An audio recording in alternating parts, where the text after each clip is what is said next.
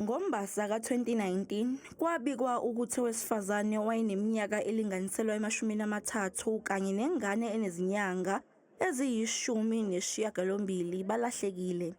NgoNhlaba ka-2019, kwatholakala amathambo owesifazane endlini yangasese yomgodi. Kwaphinde kwatholakala nawo umuntu wesilisa okusolakala ukuthi wayazi ngokulahleka kukamama kanye nengane yakhe. Amathambo okusolakala ukuthi ngawengane asesesigabeni sokuhlonzwa emva kokuba nawo etholakale endlini yangasese yomgodi. Ngwana ke yena wa bonala. Ingane yona eyethu siyibone nangezimpahla etholakale izigqokile, kanti namathambo ayakhombisa ukuthi awumntwana omncane.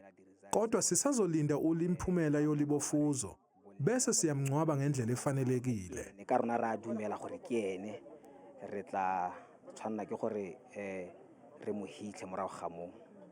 Namhlanje abasolwa abahlanu abaphakathi kweminyaka engama-28 kuya eminyakeni engama-39 bavele enkantolo yemantshi eMlopo eNorth West, kulandela ukuboshwa kwabo ngoMgqibelo odlule.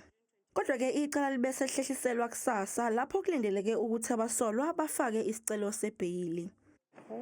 The matter is then rolled over until tomorrow, the 27th day of June 2024, B Court, 8:30 in the morning for bail hearing in the matter. All 5 of you are remanded in custody. Umndeni usolwa ukuthi labasolwa benza lesihluku ngoba befuna ukudayisa ngezitho zomzimba zesisulu. Uthi banethemba lokuthi imantshi angeke ibanike ibheyili.